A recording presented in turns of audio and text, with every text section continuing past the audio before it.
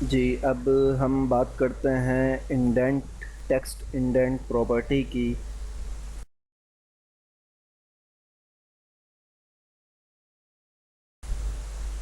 ये property paragraph की पहली लाइन के शुरू में कितना फासला देना है यानी इंडेंट के लिए इस प्रॉपर्टी को हम इस्तेमाल करते हैं।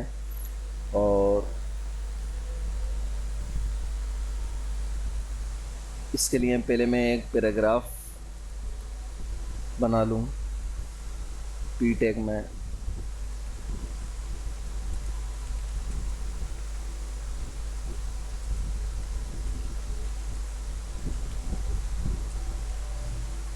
और इसी टेक्स्ट को मैं कॉपी कर लेता हूँ और मैंने टाइम यहाँ पे दे देता हूँ। ठीक है, ये एक पैराग्राफ मैंने बना लिया है।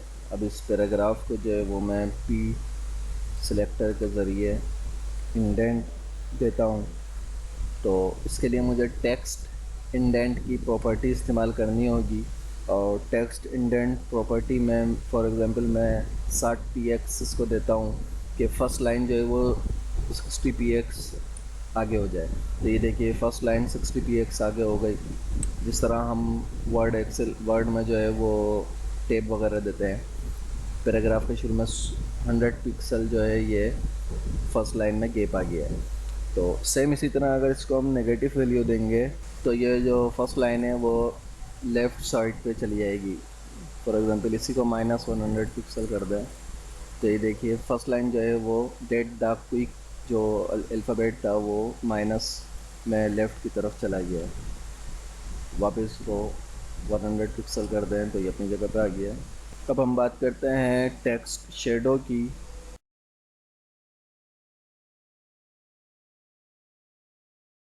तो टेक्स्ट शेडो की जो प्रॉपर्टी है वो टेक्स्ट में शेडो को ऐड करती है और ये 4 वैल्यू इसके अंदर ये लेती है।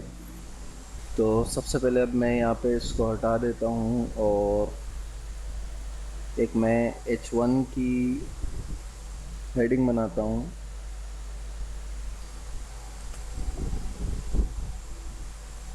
टेक्स्ट शेडो इसको H1 देता हूँ और यहाँ पे H1 की सिलेक्टर के अंदर प्रॉपर्टी देता हूँ मैं, जिसका कलर प्रॉपर्टी में इसको देता हूँ रेड।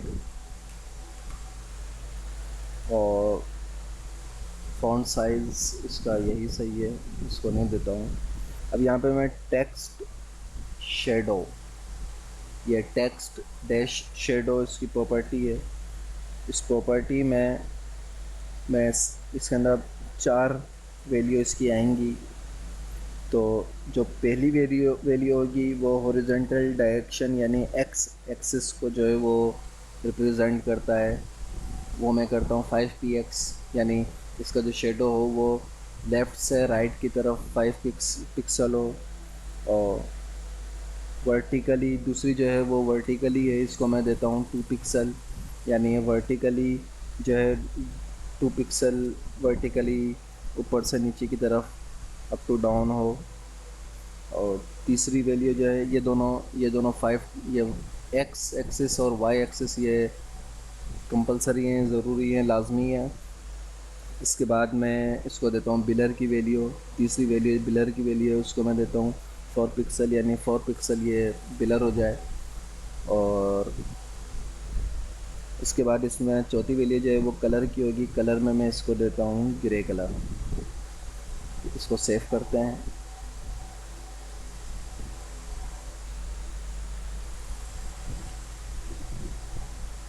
इसको सेव करके अब यहाँ देखते हैं तो ये देखिए कि रेड कलर इसको दिया था, रेड कलर हो गया। और जो इसका टेक्स्ट शेडो दिया था वो टेक्स्ट शेडो भी इसके अंदर यहाँ पे आ गया है। 5 पिक्सल ये लेफ़्ट टू राइट 5 पिक्सल है। 2 पिक्सल ये अप टू डाउन है 2 पिक्सल। 4 पिक्सल का जो है इसके अंदर बिलर हुआ है, यानी अगर इसको हम कम कर दें तो जो इसके अंदर बिलरनेस है, जो धुंधलापन है, वो कम हो जाएगा। 1 पिक्सल करें तो ये बिल्कुल देखें डार्कनेस हो उसमें हो गई है, शार्पनेस थोड़ी सी आ गई है। और 5 px कर दें इसको भी तो ये बिलर हो गया। और ग्रे जो है ये इसमें कलर है। इसके अंदर ये 4 प्रॉपर्टी आती हैं। और अच्छा, इसके साथ साथ एक इम्पोर्टेंट बात इसके लिए है, वो ये है कि जो इंटरनेट एक्सप्लोरर 9 है वो इस प्रॉपर्टी को सपोर्ट नहीं करता है। अच्छा, दूसरे इसके अंदर हम नेगेटिव वैल्यू भी इस्तेमाल कर सकते हैं। जब नेगेटिव वैल्यू इसके अंदर इस्तेमाल करेंगे तो टेक्स्ट इसके अपोजिट साइड पे चला जाएगा। जो शेडो है, टेक्स्ट शेडो, वो इसके अपोजिट साइड पे चला जाएगा। जैसे 5px हमने करा तो 5px ये लेफ़्ट टू राइट है, -5px करें तो ये राइट टू लेफ़्ट चला जाएगा। देखिए, इसी तरह 2px ये अप टू डाउन है, ऊपर से नीचे की तरफ। तो 2 पिक्सल है तो इसको माइनस करेंगे तो ये अब नीचे से ऊपर की तरफ चला जाएगा। इसी तरह अगर इसको हम -px में करें तो ये शेडो ख़त्म हो गया, इसको हम माइनस में नहीं कर सकते। ठीक है, सिर्फ ये 2 वैल्यू जो हैं ये माइनस में हो सकती हैं। और अगर हम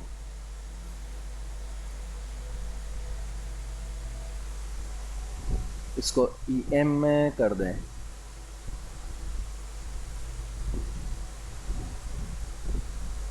तो अब देखें बिल्कुल कैसा धुंधला हो गया है। ये em के अंदर करने में अगर 1em इसको करते हैं तो ये बिल्कुल ब्लर हो गया है, यानी 1em मतलब 16 पिक्सल। और इसकी जगह 16 पिक्सल कर रहे हैं तो ये देखिए कितना धुंधला हो गया है। अब हम बात करते हैं टेक्स्ट ट्रांसफॉर्म की।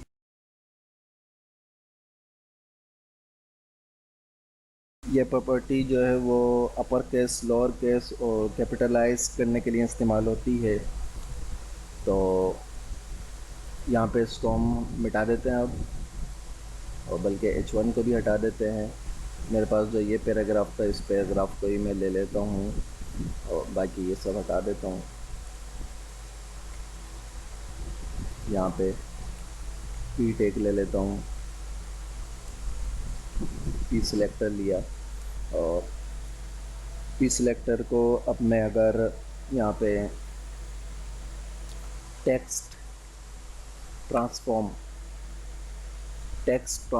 की प्रॉपर्टी दूँ और उसको कैपिटलाइज कर दूँ तो यहाँ पे देखें तमाम अल्फ़ाबेट, जो फर्स्ट अल्फ़ाबेट है हर वर्ड का, वो कैपिटल में आ रहा है।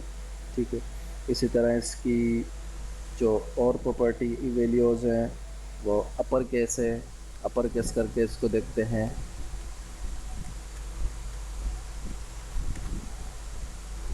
ये देखिए अपर केस में सब अपर केस हो गए और लोअर केस करते हैं तो ये सब लोअर केस हो गए। जी, अब हम बात करते हैं लेटर स्पेसिंग की प्रॉपर्टी की,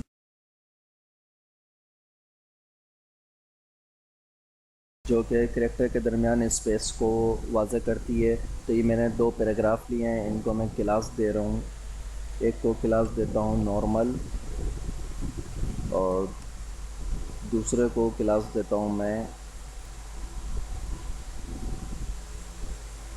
बल्कि नॉर्मल नहीं, 1 और 2। यहाँ पे क्लास 1 को मैं देता हूँ लेटर स्पेसिंग नॉर्मल,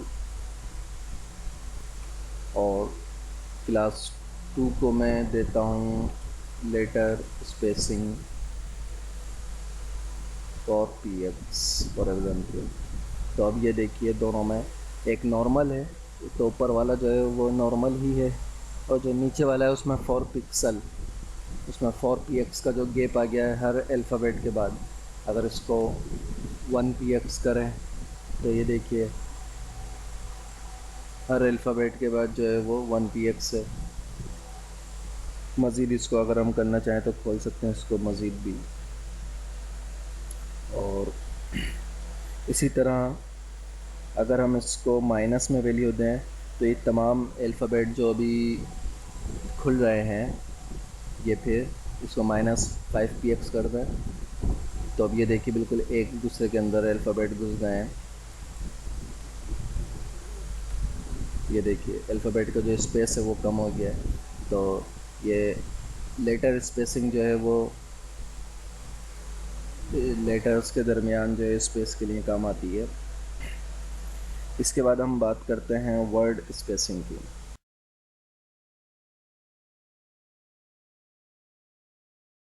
अब हम बात करते हैं वर्ड स्पेसिंग की। ये प्रॉपर्टी जो है वो जैसे नाम से ज़ाहिर है कि वर्ड के दरमियान स्पेस को ज़ाहिर करती है। ठीक है, यहाँ पे हम अब लेटर स्पेसिंग का जो नाम है इसकी जगह वर्ड कर देते हैं, वर्ड स्पेसिंग, और यहाँ पर भी वर्ड स्पेसिंग। तो एक वर्ड स्पेसिंग, पहले वाला पैराग्राफ नॉर्मल है, दूसरा पैराग्राफ हमने 1 पिक्सल इसको ज़्यादा कर देते हैं, 30 पिक्सल कर देते हैं। तो अब देखिए कि उसमें लेटर स्पेसिंग था, हर लेटर के बाद स्पेस आ रहा था, इसमें हर वर्ड के बाद जो है वो स्पेस आ रहा है, 30 पिक्सल का स्पेस है हर वर्ड के बाद। ठीक है जी। और इसके साथ साथ इसके अंदर हम जो है वो माइनस, जिस तरह लेटर स्पेस में माइनस इस्तेमाल करते हैं इस तरह इसके अंदर भी माइनस इस्तेमाल कर सकते हैं। तो ये वर्ड एक दूसरे के अंदर जुड़ जाएंगे। इसके बाद हमारे पास है वाइट स्पेस।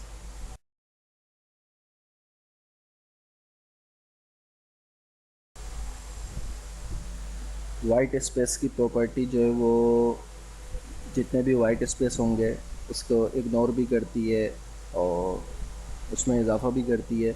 इसके अंदर हमारे पास 4 प्रॉपर्टियाँ होती हैं। वाइट स्पेस के अंदर हमारे पास 4 प्रॉपर्टियाँ होती हैं। तो जो कि सबसे पहले मैं इसमें आपको ये दिखाऊं,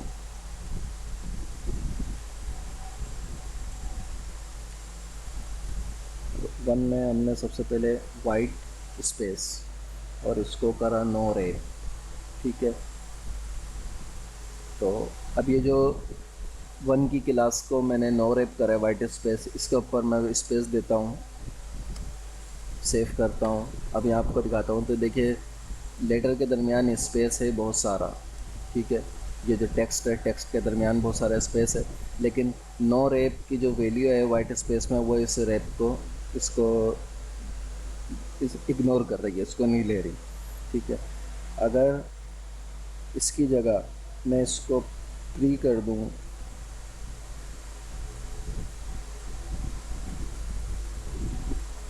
ये 3 वैल्यू इसमें होती हैं, प्री, प्री लाइन, टू, तो अब ये यहाँ पे इसने स्पेस ले लिया है। ठीक है, और इसी जगह अगर इसको हम प्री लाइन कर दें,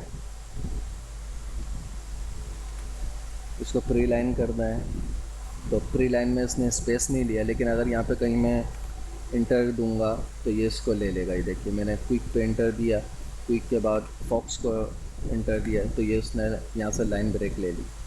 ठीक है, इसी को अगर मैं प्री लाइन की जगह प्री रेप लूँ,